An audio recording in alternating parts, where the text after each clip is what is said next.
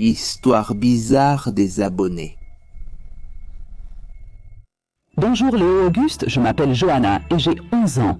Je vais te raconter une histoire qui m'est arrivée un vendredi soir. C'était une nuit comme les autres. J'allais me coucher pour aller à l'école le lendemain. Cependant, je me suis réveillé tard dans la nuit, vers 2 heures du matin. Ayant envie de faire pipi, je me suis levé du lit et je suis allé aux toilettes. J'ai fait ce que j'avais à faire là-bas et quand je sortais de la salle de bain, j'ai éteint la lumière. Juste au moment où je passais la porte, quand j'ai mis le pied dehors, j'ai senti une main derrière moi qui poussait ma tête très fort vers le bas. Et c'est à ce moment-là que la porte de la salle de bain s'est refermée incroyablement vite. Ça a fait un énorme bruit. J'ai failli tomber par terre avec cette poussée. Ce n'était pas la porte qui a frappé ma tête, parce qu'elle ne dépasse pas de l'autre côté de l'embrasure. C'était impossible que ce soit la porte, j'en suis certain. J'ai eu très peur. Je me suis retourné vite et il n'y avait personne. J'ai clairement senti que quelqu'un ou quelque chose comme une main a poussé mon crâne vers le bas et un peu effrayé, j'avais peur d'ouvrir la porte pour vérifier l'intérieur de la salle de bain.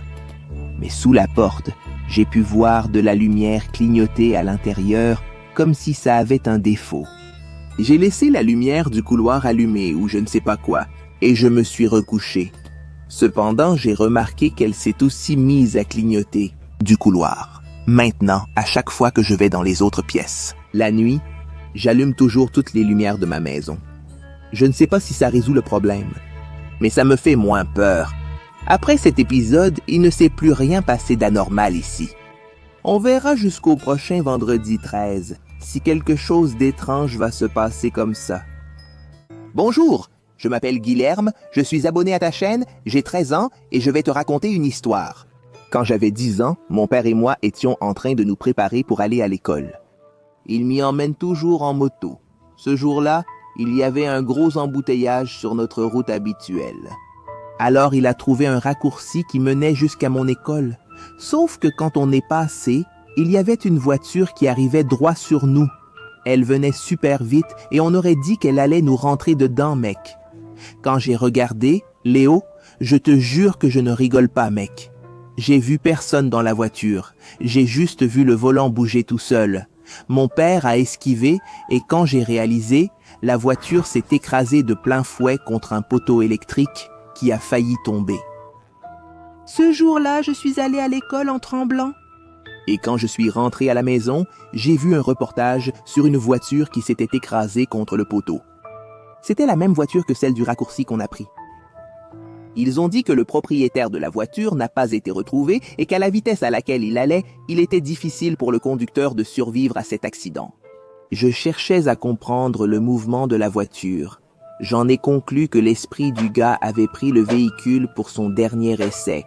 Mon père n'a pas vérifié s'il y avait un conducteur. Quand il a vu la voiture arriver en sens inverse, il s'est vite jeté sur le bas-côté. Voilà mon histoire, Léo Auguste. Heureusement qu'on n'a pas été percuté par cette voiture.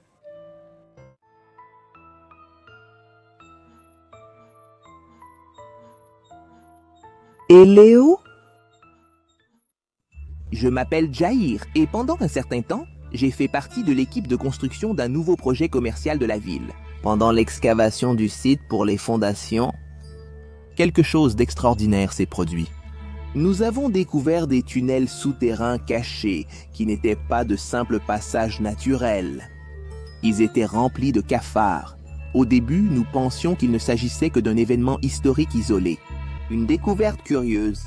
Mais à mesure que nous poursuivions la construction, des événements étranges ont commencé à se produire. Des outils disparaissaient inexplicablement. Des bruits étranges résonnaient dans les tunnels et certains ouvriers rapportaient avoir aperçu des cafards de taille colossale rôdant dans l'obscurité. Cela nous a tous bouleversés. Il n'avait aucun sens de trouver des cafards de cette taille et en si grande quantité, encore moins dans des tunnels aussi bien élaborés. Au fil des jours, l'ambiance sur le chantier devenait de plus en plus tendue et pleine d'appréhension. Les cafards, qui n'étaient au départ qu'une simple gêne, sont devenus une énigme. Un jour, alors que je travaillais sur les échafaudages, j'ai aperçu l'un de ces cafards géants sortir du tunnel. Ses mouvements étaient agiles et intelligents, comme si elles nous observaient. Elles étudiaient chacun d'entre nous. C'était terrifiant. Au fil des semaines, de plus en plus de rumeurs circulaient à propos de ces tunnels mystérieux. Jusqu'au jour où l'un des ouvriers était allé dans une zone plus éloignée pour chercher quelque chose, et après cela, il n'est jamais réapparu. Le superviseur pensait qu'il avait abandonné son poste et déserté, mais j'étais là tout le temps, je ne l'ai pas vu partir. Alors, quelques semaines ont passé et nous étions sur le point de monter les structures métalliques du bâtiment, jusqu'à ce que par hasard, alors que je marchais sur le sol de cet endroit, je suis tombé dans l'un de ces tunnels. Le sol s'est effondré et je me suis retrouvé dans une chambre en dessous. Elle semblait être à environ 7 mètres de l'endroit où j'étais. Bien sûr, ce n'était qu'une estimation, car il faisait très sombre là-bas. Avec la faible lumière de la lampe torche, j'ai éclairé et j'ai trouvé des preuves troublantes de quelque chose qui n'était pas normal. Des restes humains, des vêtements déchirés et une identification partielle d'un badge. J'ai reconnu immédiatement, c'était le badge du collègue disparu. À ce moment-là, j'ai eu des frissons partout. Pendant que je réalisais ce que cela signifiait, il n'avait pas abandonné son travail. Quelque chose de terrible s'était passé là, dans ses profondeurs. Heureusement, il ne semblait y avoir aucune créature à ce moment-là. J'ai réussi à revenir par le même chemin en utilisant mes jambes contre les parois pour remonter jusqu'à là-haut. Alarmé, j'ai décidé d'alerter immédiatement le superviseur du chantier. J'ai expliqué ce que j'avais trouvé là-dessous. J'ai parlé de ces cafards géants, des disparitions étranges et de la certitude que construire un immeuble sur ce terrain avec autant de tunnels creusés par ces créatures bizarres n'était pas sûr. Ça a été un défi de convaincre le superviseur d'arrêter cette construction. Après tout, c'était un projet important pour la ville. Cependant, avec la preuve des restes du collègue disparu, il a compris la gravité de la situation et les autorités sont intervenues. Ils ont interrompu les travaux immédiatement pour lancer une enquête approfondie sur l'affaire. Ils devaient chercher à comprendre la vérité derrière ces tunnels et les cafards effrayants qui y apparaissaient. C'était un mystère qui devait être élucidé avant que d'autres vies ne soient perdues. Quelques mois plus tard, j'ai fini par changer de profession et j'ai déménagé dans un autre État sans plus rien savoir de l'affaire. Mais je suis sûr que ces créatures n'étaient pas normales et qu'elles ne quitteront pas facilement cet endroit. Bonjour, je m'appelle Miguel, j'ai 12 ans. Cette histoire est arrivée à ma mère, pas à moi. Avant ma naissance et celle de mon petit frère, ma mère était une jeune fille appelée Gisèle. À cette époque, elle vivait dans une maison assez grande avec ma tante, ma grand-mère et mon grand-père. Un jour, ma mère était assise sur le canapé en train de regarder la télévision quand quelqu'un a frappé à la porte de la maison. Elle a attendu qu'un adulte vienne et après un moment, ils ont arrêté de frapper à la porte. Elle est restée sur le canapé jusqu'à ce que les coups à la porte reprennent. Vu l'heure tardive, aucun adulte ne venait, probablement endormi. Alors elle s'est levée pour voir qui frappait. Et en regardant par le judas, elle a vu une mariée toute vêtue de blanc frapper violemment. Elle répétait la phrase. « Laisse-moi entrer! Laisse-moi entrer! » Ma mère était effrayée et les coups continuaient, mec, juste des gros coups sur la porte. La voix était vraiment bizarre et soudain, elle voit la main traverser la vitre. La femme essayait d'atteindre la poignée pour entrer. Ma mère a couru jusqu'à ma grand-mère pour lui dire ce qui s'était passé. Alors les adultes sont allés vérifier ce qui se passait. Mon grand-père portait un bâton et ma grand-mère un grand couteau. En ouvrant la porte, ils ne trouvèrent absolument rien. Cependant, ils virent les marques de poing sur la porte et les éclats de verre par terre. Le portail donnant accès à la rue était fermé. Comment quelqu'un aurait-il pu entrer là? C'était un mystère. Ma grand-mère, agacée, a dit à ma mère d'aller dormir, car il était déjà tard dans la nuit. Quelques jours après cet événement, ma tante a commencé à jouer avec un ami imaginaire. Curieuse, ma mère lui a demandé avec qui elle jouait. Et voici la réponse. Avec la fiancée qui vient ici chaque nuit. Elle est très gentille, mais elle m'a demandé de faire des choses bizarres et j'y réfléchis encore. Mes grands-parents ont vendu cette maison et plus personne de ma famille maternelle n'y a remis les pieds.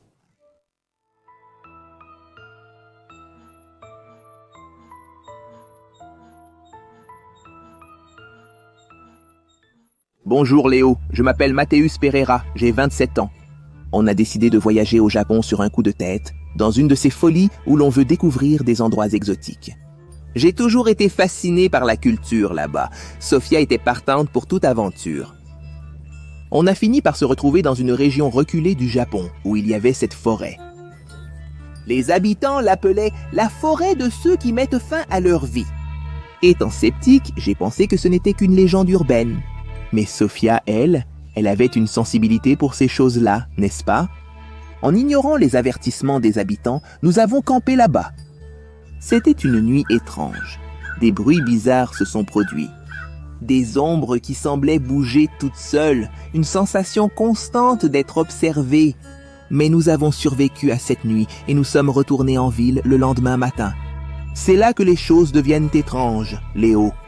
Juste après cette nuit dans la forêt, elle a commencé à changer. Au début, je pensais que c'était juste de la fatigue du voyage, mais c'était des changements au-delà de la normale. Des comportements erratiques, des regards vides, comme si quelque chose la rongeait de l'intérieur. Le pire, c'est quand je l'ai regardée dans un miroir et que j'ai vu quelque chose qui n'était pas Sophia. C'était un visage déformé, maléfique, on aurait dit qu'il prenait possession d'elle. Une présence sinistre se reflétait là. Où était censé se trouver son sourire? J'ai essayé d'en parler, mais elle esquivait, disant que j'imaginais des choses. Je me suis renseigné sur cette fameuse forêt et j'ai découvert des histoires macabres. Des gens qui s'y rendaient et mettaient fin à leur jour, comme si quelque chose les influençait. Sophia était affectée par cela, c'était évident pour moi. Je devais la sauver. Je suis allé chercher de l'aide, mais quand je suis rentré à la maison, elle avait disparu. Je n'ai trouvé aucun indice, sauf un étrange billet qui disait « La forêt nous veut ensemble. Maintenant je suis ici. Ça fait déjà 5 ans que je n'ai pas de nouvelles d'elle. J'essaie de comprendre ce qui s'est passé cette nuit-là. Où qu'elle soit, la forêt semble nous avoir choisis comme partie de ses secrets. Car je suis toujours ici, à la chercher toutes ces années, dans l'espoir que nous soyons réunis un jour. » Bonjour Léo Auguste, je m'appelle Gabriel, j'ai 17 ans. L'histoire que je vais te raconter s'est passée en 2022. Je suis un gars assez peureux. J'ai toujours eu peur de regarder des films d'horreur et ce genre de choses, à chaque fois qu'un cousin ou un ami me montrait quelque chose d'effrayant. Comme une vidéo ou un film, je n'arrivais pas à me sortir ça de la tête pendant des semaines. Mais cette année-là, je n'avais rien vu de ce genre, ou assisté à quoi que ce soit d'effrayant. Jusqu'à ce jour-là, c'était une nuit normale comme les autres. Normalement, je mets environ 10 minutes à m'endormir. Mais cette nuit-là, je n'ai pas réussi à trouver le sommeil. Je dors toujours le dos contre le mur pour pouvoir voir le reste de la chambre. Et je dors aussi avec la porte fermée, pour que personne ne me dérange pendant que je dors. Mon armoire a une sorte d'étagère au milieu où je mets quelques affaires. Quand j'étais sur le point de m'endormir, j'ai entendu un bruit comme si une bille tombait de cette étagère et rebondissait 3 fois sur le sol. Comme mon sol a une couche de bois dessus, le son était fort. Je n'ai pas manqué de remarquer que cette fameuse bille tombait et allait vers le pied de mon lit. J'ai essayé d'ignorer et de me rendormir, mais 2 minutes plus tard, la même chose s'est produite. Le problème, c'est que je n'ai pas de bille. J'ai commencé à avoir peur et à avoir chaud. J'ai essayé de me couvrir pour me cacher de n'importe quoi de bizarre, mais il faisait encore plus chaud, non? J'ai rassemblé mon courage, retiré toute la couverture et j'avais l'impression de brûler.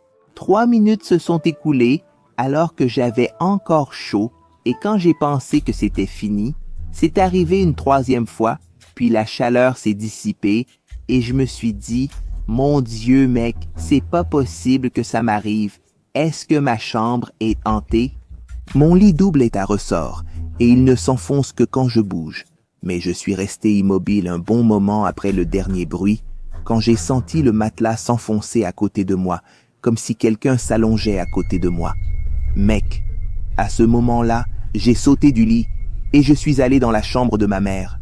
J'ai passé environ 2 semaines à dormir avec elle, tu vois, mec. Je suis toujours traumatisé. Je dors encore dans la même chambre, mais avec le ventilateur allumé.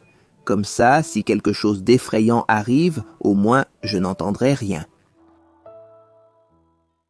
Léo Augusto, c'est Davy. Récemment, ma mère m'a raconté une histoire qui m'a beaucoup ému. Ça s'est passé en 2018, tu sais, quand on faisait un voyage de Brasilia jusqu'à Cabo Frio. À cette époque, ma mère était impliquée avec un gars compliqué. Elle avait rompu avec lui peu avant ce voyage. Il était possessif et peut-être dangereux. Au milieu de la nuit, nous nous sommes retrouvés dans une situation très tendue. Sans trouver d'endroit pour se reposer, c'est alors que soudainement, ma mère a aperçu cet ex-petit ami fou conduisant à toute vitesse. Elle a réagi rapidement, appuyant à fond sur l'accélérateur et m'a demandé d'enlever mon casque et de chercher une station-service sur Google Maps. Nous avons trouvé une station rapidement, mais le gars est passé tout droit, mec, fixant ma mère du regard. Elle a décrit la scène comme s'il dégageait de la rage, comme de la mousse sortant de sa bouche. Quelques jours plus tard, elle a appris qu'il avait eu un accident mortel cette nuit-là. Ma mère ne m'a raconté cette histoire qu'hier. À ce moment-là, je pense que je ne me rendais pas compte à quel point la situation était grave, n'est-ce pas? Parce que j'étais concentré à jouer à mon jeu vidéo avec le casque à fond. Depuis lors, chaque fois que je voyage, je reste en alerte, je regarde constamment, comme si j'étais en surveillance. Je crois qu'il ne s'est pas arrêté à la station pour que les caméras ne l'enregistrent pas, n'est-ce pas? S'il venait faire quelque chose, demander des comptes à ma mère, les gars devraient aider, non? C'est pourquoi je crois qu'il avait prévu de nous attendre quelques kilomètres plus loin. Ma mère a été intelligente de faire demi-tour et de revenir dans la direction opposée à celle où ce fou est parti. C'était un de ces moments qui te font repenser à beaucoup de choses.